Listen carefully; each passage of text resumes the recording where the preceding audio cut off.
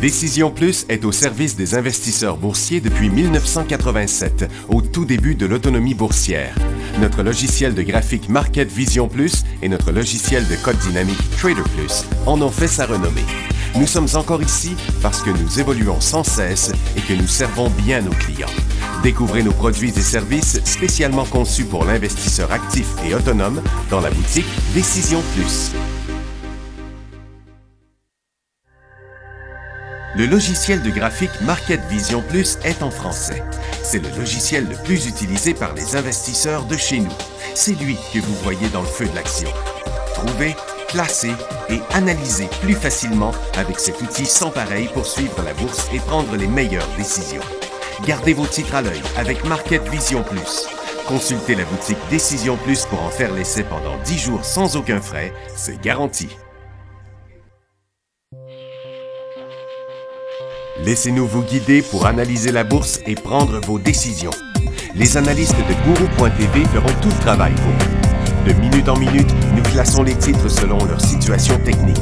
Nous révélons les signaux d'achat et de vente. Nous publions des recherches poussées et nous prodiguons des conseils en temps réel.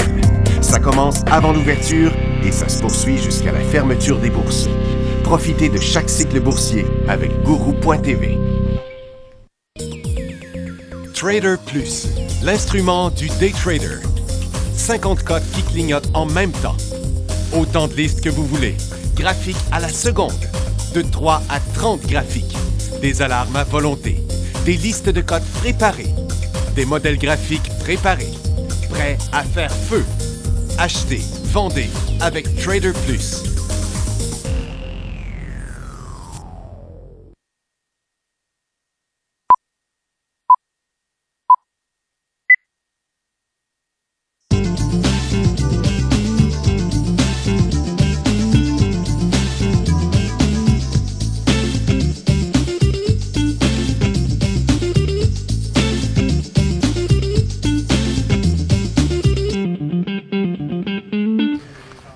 Bonjour tout le monde, bienvenue sur dans le feu de l'action, mercredi le 17 août. Bon, écoutez, la dernière hausse, le dernier cycle haussier, on n'avait peut-être pas pu le prédire, quoique la formation était claire, mais on ne pouvait pas le prédire, mais cette correction-là, par contre, on pouvait la prédire. Il y avait aucune raison pour que le marché monte de même, puis là, le marché, il monte pas mal. C'est les minutes de FOMC après-midi, 2 heures. Bon, le Nikkei, ils disent, il n'y a rien sur le Nikkei, rien sur la Chine, puis en Londres non plus. Ils disent que les titres de technologie pèsent sur les indices, mais chez nous, c'est les matériaux qui pèsent surtout. Et quand même, bizarrement, vous pouvez voir là que l'or ne bouge pas, hein, c'est quand même stable. Mais regardez les orifères, par exemple. Elles, ils descendent, qui étaient habituellement plus fortes, mais là, sont plus faibles. On voit bien que il y en a qui diminuent leur position. On fait les 3-4 résultats financiers, après ça, on va y aller direct là-dedans. Urban Outfitters, 55 à 66. Le titre fait un nouveau haut pour l'année. Target, qui continue à mal aller, il rechute encore. 1,13, pourtant il annonçait 1,23, mais 7% de baisse des ventes. Lowe's 1,42 à 1,37, lui aussi est en chute sur son support. JS Solar 69 cents à 31, puis il ne bouge pas. Bon, la moitié des prévisions. Lumber Liquidator monte sur sa nouvelle qui a remporté une décision de la Cour contre les consommateurs qui l'accusaient de ne pas avoir informé au sujet du formaldéhyde causant le cancer dans certains de ses produits de revêtement de sol. Donc, la Cour donnerait raison à Lumber Liquidator. Ocean Power Technology monte après que le département de l'énergie des États-Unis a annoncé un financement de 40 millions pour un site d'essai d'énergie avec vagues en eau libre. Il remonte où il était hier, mais il est quand même à surveiller, hein, ce stock-là. Vous savez, à harnacher les vagues de l'océan, on n'est pas à veille de manquer de vagues. Hein. Cisco annonce qu'elle va mettre sur pied, mettre à pied 14 000 employés. 20 de sa main-d'œuvre, car elle déplace ses activités de fabricant d'équipements. Ben bon.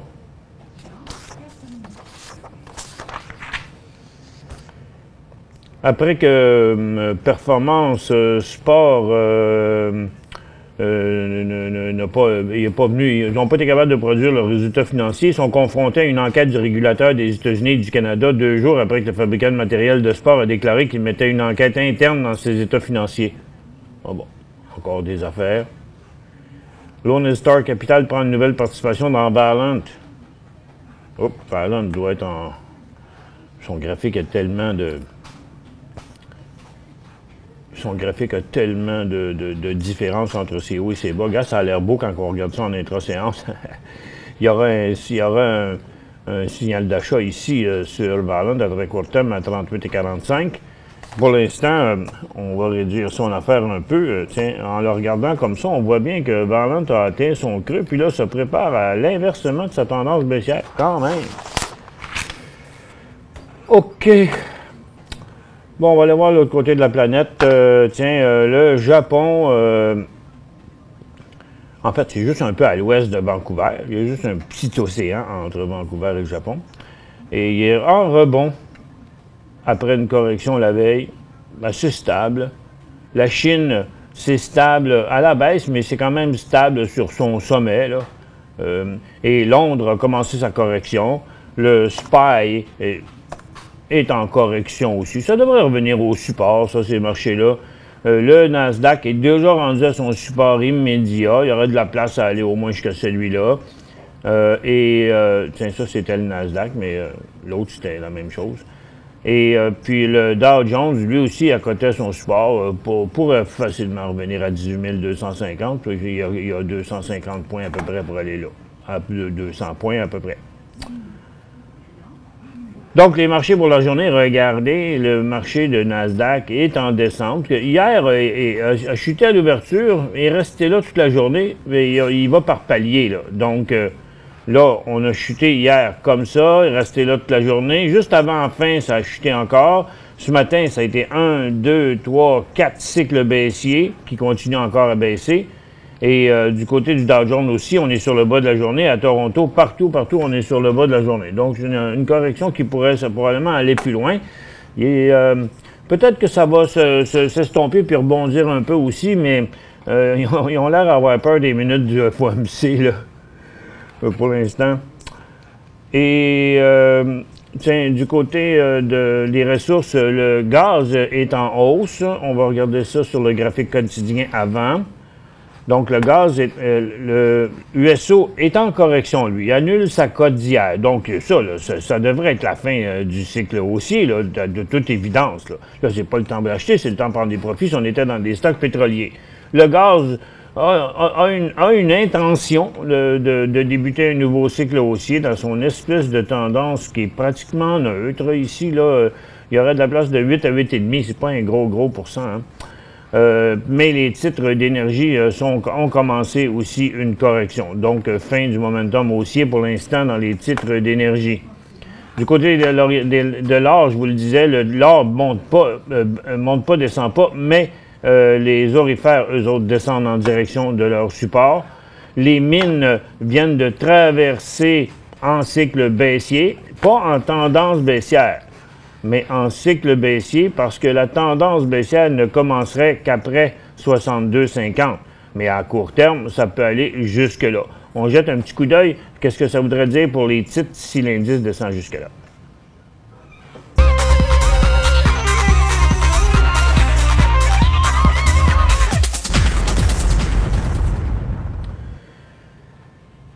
Bon, maintenant... Qu'est-ce qui arrive avec l'indice minier? C'est-tu parce que vous en avez mis un autre qui ressemble à ça ou... C'est un autre qui n'existe plus. TTMN n'existe plus. Ils ont flushé ça. Ils ont décidé d'appeler ça TXGM.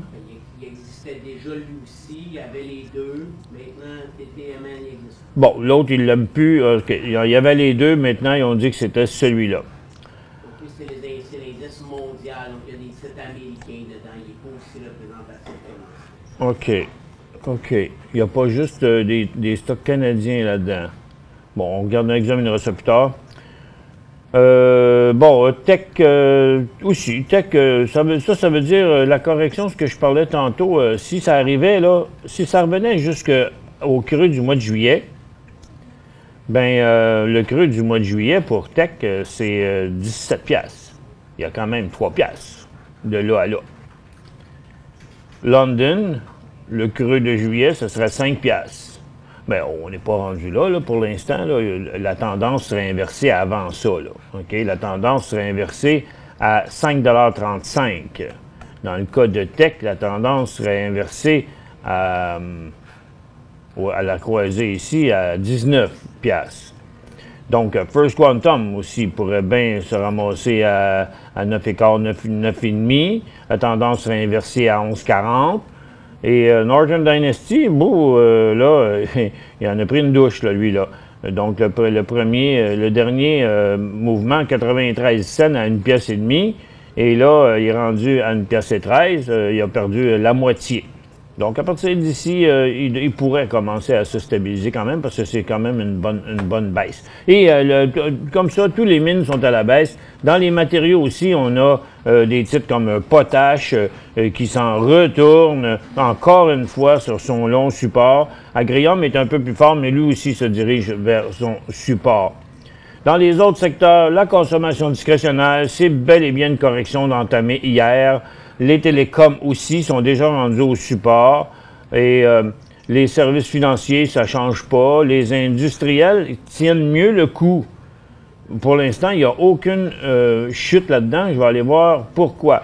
Le real estate non plus, mais on peut bien voir que le real estate, il ne monte pas, il ne descend pas, mais c'est parce qu'en bas de ça, il inverse sa tendance haussière.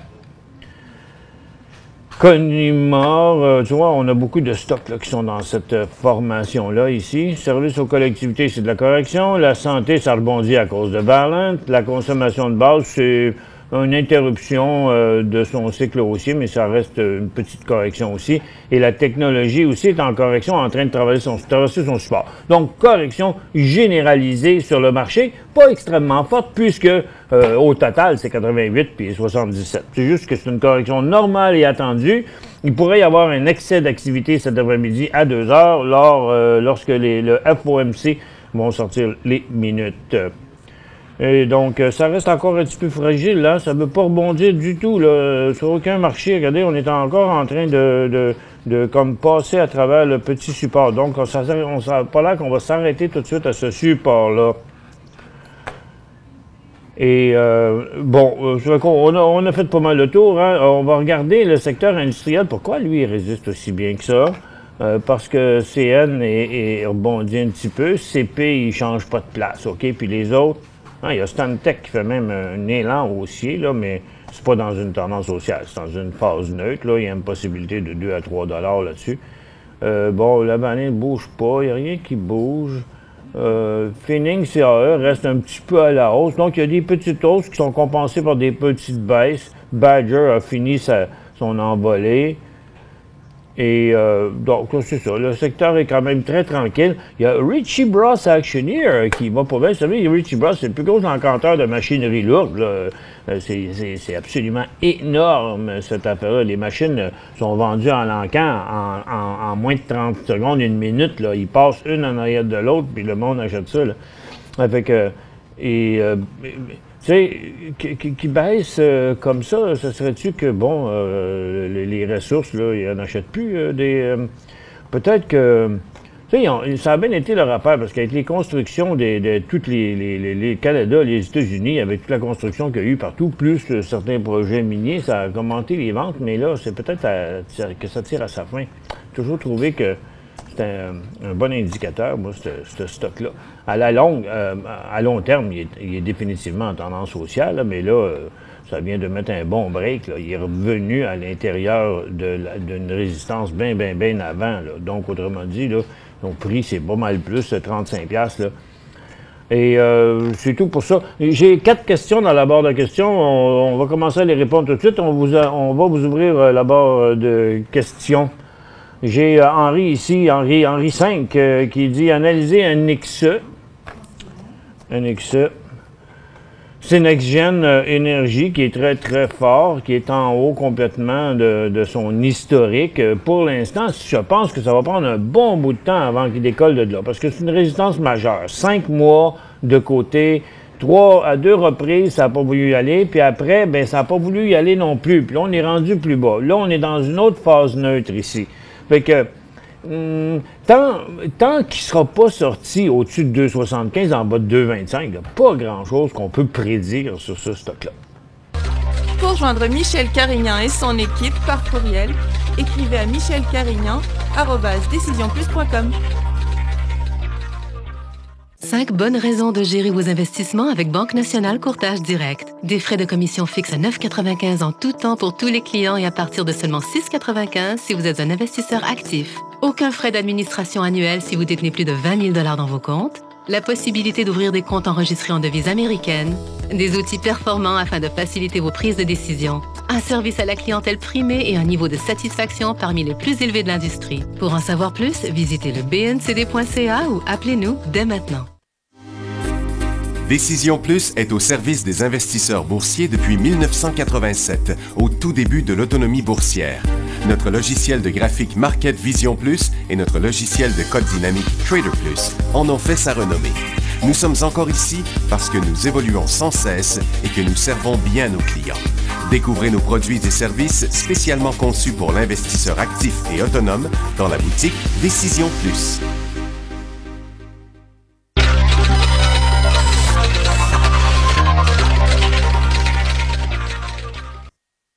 Bon retour, mesdames et messieurs. J'avais pas fini de lire la question. Henri l'a acheté à 2,42. Bon, il y a 2 jours, quand on avait ouvert la barre de questions, 10 000.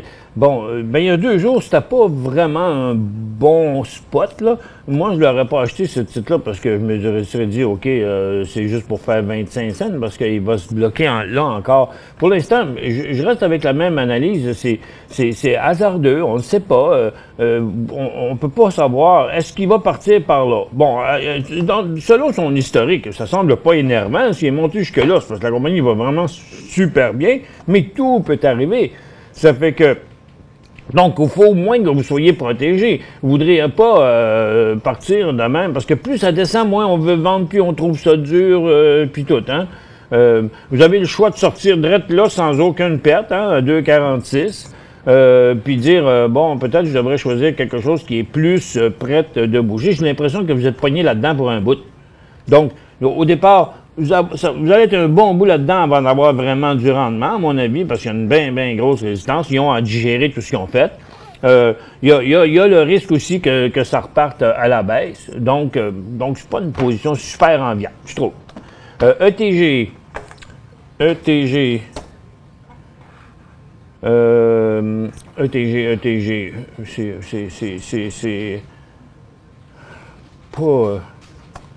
pas un titre bien intéressant. Entrée Gold, pour l'instant, il n'y a pas de volume. Regarde, il y a 13 000 actions aujourd'hui, le transigé là-dedans. Bon, il n'y a pas d'analyse, on ne sait pas si vous en avez ou vous n'en avez pas. 35 cents signal d'achat, 45 cents, 45 cents signal d'achat, 35 cents signal de vente à peu près. Mais, en tout cas, si vous n'avez pas, restez loin de ça. C'est pas intéressant, je trouve. FM 5000 payé à 11,20. FM 11,20. Il vaut 11,96. Quand même, First Quantum se tient mieux aujourd'hui que les autres. Tous les autres sont en correction. Le secteur est en correction, tous les autres sont en correction. Bon, je trouve assez bizarre que lui, il ne se suive pas, mais vous avez payé 11,20. Le bris de son support, l'inversement de sa tendance à très court terme, se ferait à 11,40.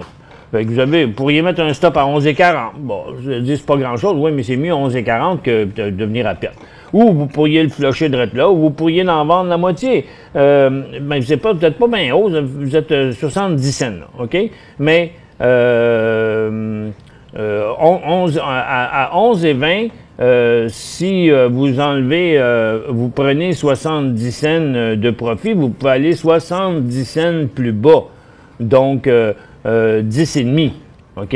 Si vous en vendez la moitié ici, les autres, il faudrait qu'ils descendent plus bas que 10,5 pour que vous commenciez à perdre de l'argent. Si vous les gardez toutes, vous perdez de l'argent à partir d'ici, là.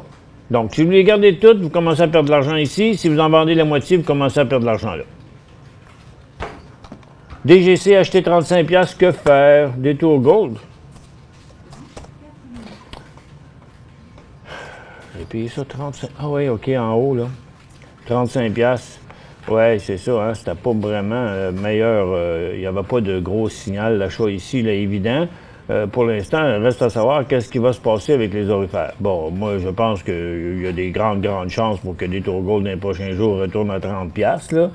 Puis sa tendance s'inverserait lorsqu'il briserait les 30$, là. Donc, je sais que c'est plate, mais qu'est-ce qu'on peut faire dans un cas comme ça? L'or se tient, c'est le côté positif. Les titres orifères se corrigent, ils s'en vont presque tous vers leur support. Puis en plus, c'est aujourd'hui que beaucoup traversent leur support. Donc, c'est une première journée de traversée. C'est pas tous les titres qui le font, mais regardez, Yamana Gold a même traversé son support et inversé sa tendance. Et puis les autres sont faibles aussi. Je ne sais pas trop quoi vous dire. Tu sais, c'est une transaction qui est partie sur le mauvais bord, qui n'avait pas été faite vraiment à point, puis que là, elle est partie sur le mauvais bord. Vous pouvez peut-être réduire la position préventivement. Ça fait moins mal si jamais ça continue. Prendre une perte nette sèche, on sait que c'est dur. Le titre, il vaut quand même 2-3$ de moins. Que faire avec CNX? Sur le marché de croissance, prendre des profits, là. Si vous l'avez acheté à 5... Oh, OK. Bon, vous l'avez... Ah, bon, OK. C'est un ex-profit. Acheté 51, profit 63. Bravo! Vous l'avez pogné là. Vous l'avez vendu là. Puis là, le titre est ici. Donc, 51,63. Ça vous fait 12 cents. 51 moins 12, ça fait 39 cents. OK? Donc maintenant, votre prix de revient de celle qui vous reste est ici. Donc, pour que vous perdiez tout votre argent, il faudrait que le titre redescende jusque-là maintenant. OK? Donc, vous avez les moyens d'attendre un peu. On va aller voir dans son graphique intra-séance si on le verrait mieux. Ouais, c'est ça. La tendance... il pourrait s'arrêter là. Vous avez déjà vendu la moitié. Moi, je prendrais une chance, avec le reste, un stop au prix payé. Hein?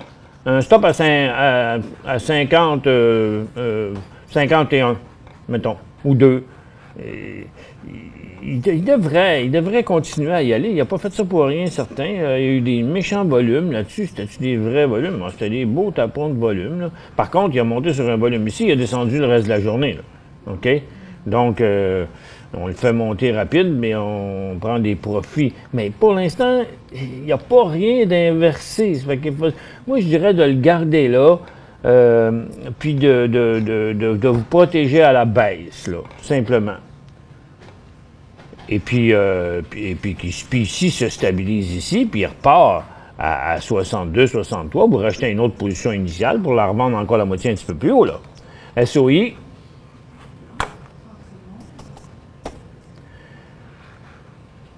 Sirius.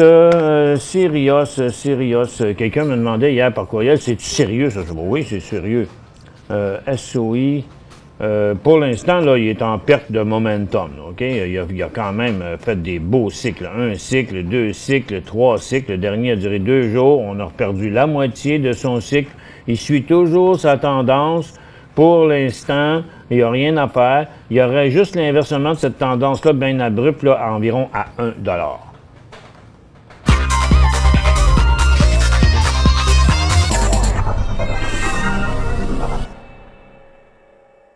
5 bonnes raisons de gérer vos investissements avec Banque Nationale Courtage Direct. Des frais de commission fixes à 9,95 en tout temps pour tous les clients et à partir de seulement 6,95 si vous êtes un investisseur actif. Aucun frais d'administration annuel si vous détenez plus de 20 000 $ dans vos comptes. la possibilité d'ouvrir des comptes enregistrés en devise américaine, des outils performants afin de faciliter vos prises de décision, un service à la clientèle primé et un niveau de satisfaction parmi les plus élevés de l'industrie. Pour en savoir plus, visitez le bncd.ca ou appelez-nous dès maintenant.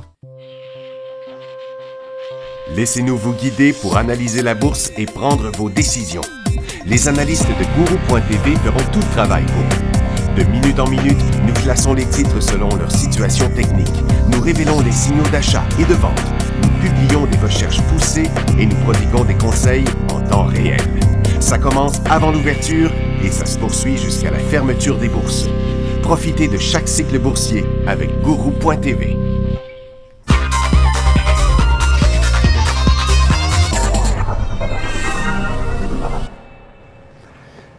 Bon retour, mesdames et messieurs. Et CT1.A, ça? Non, c'est CT.A. C'est quoi le symbole Canadian Tire, là? CTC? Ah non, c'est pas ça que je cherchais. Ouais, non, OK. CTC.A. Non, c'est pas lui. J'avais une question, mais le problème, c'est que je trouve pas le stock. ORT. Orbit. Bon, il est remonté, sa tendance est ici, il est toujours en ligne sur sa tendance, il y a un bon plafonnement là. Tout le monde attend encore des résultats, là, la fameuse production commerciale, mais encore faut-il les ventes, là, la production commerciale, mais à qui vont-ils vendre ça? Et parce que là, la potache, ça descend. Et puis la production, l'aluminium n'est pas en hausse. Là. Et puis, donc pour l'instant, c'est juste à conserver, c'est une formation neutre. À très, très court terme, ça paraît baissier, là. Mais la tendance primaire est ici, là. Fait que, il n'y a pas de signal de vente. On attend là-dessus. OGC, Oceana Gold.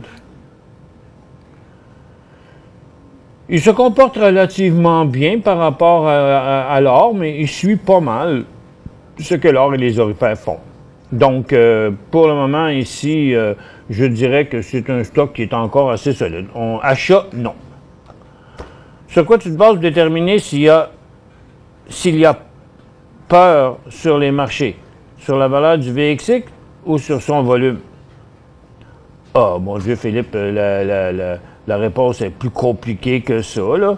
Le VIX, c'est l'indice de la peur. Il l'appelle comme ça, là. C'est parce que c'est basé sur les options de vente sur le SPY. T'sais. Ça fait que, donc, plus il se vend d'options de vente, c'est-à-dire que comme le monde pense que le marché va descendre, plus que le VXX va monter. Mais c'est... oups, pas là, mais là... Et puis, comme vous voyez, là, pendant la correction, le SPY était à son sommet et puis le VXX était à son plus bas. Là, comme le SP500 a commencé à se corriger, le VXX remonte. Et remonte quand même, on le voit là, avec des volumes assez bons, parce que par rapport à tous les volumes des dernières semaines, du mois de juillet, exemple, à midi, aujourd'hui, on a déjà dépassé, on a déjà atteint le volume moyen habituel. OK? Donc, c'est un assemblage des deux. PWT acheté 10 000 à 2 piastres. Penwest, PWT, 10 000 à 2 piastres. Donc, vous faites 100 piastres de la scène. Et il vaut 2,15. Donc, vous faites 15 cents, fait que vous faites 1500 piastres à ce niveau-là. Vous voyez, Penwest, il y en a eu bien de la misère. Parce que Penwest, il était dans le gaz de schiste, hein. Fait que, ils en ont arraché pas mal. Et, mais là, il semble, comme beaucoup d'autres titres, ils ont sûrement fait le ménage, débarrassé des cochonneries, puis fait plein de choses. Là, je ne suis pas au courant, mais on pense. Et regardez, maintenant, il est dans une autre ball game, là. Là, il n'est pas en préparation pour inverser ses tendances haussières et traverser en tendance baissière. Là, il est en position pour inverser sa tendance baissière. C'est bien dur à tracer sa tendance parce que, regarde, ça date à 2014. Excusez-moi. Et puis, pardon. Et puis, ça date de 2014. Le reste de la tendance serait tout dans les airs. Ça n'a aucun sens de tracer une tendance comme ça. On pourrait la tracer comme ça, mais la dernière tendance, c'est une tendance neutre.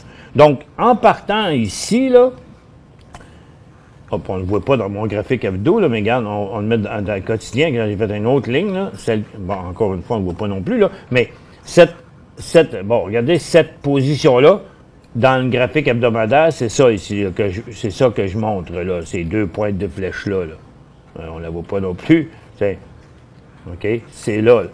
À partir d'ici, c'est vraiment la tendance haussière.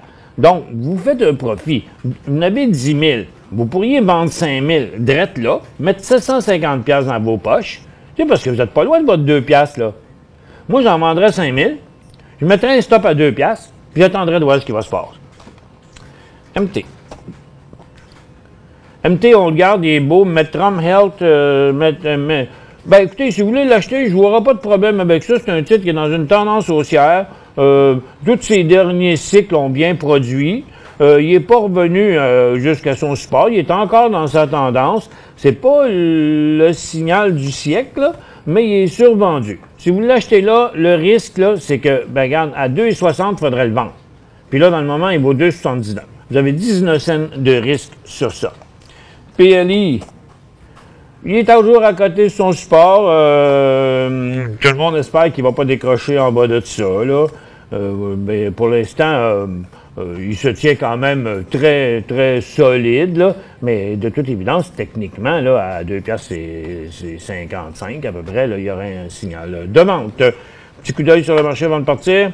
Bon, à surveiller les minutes du FOMC à 2 heures, ça pourrait créer de la volatilité. Pour l'instant, ben, c'est pas encourageant. Les marchés demeurent en correction. Tout à fait normal. Il y a encore de la place à rejoindre les supports, là. C'est ce que je voyais la semaine dernière de la correction en début de semaine. Puis je pense que ça reste encore comme ça. Merci à tous d'avoir été avec nous. On se retrouve demain.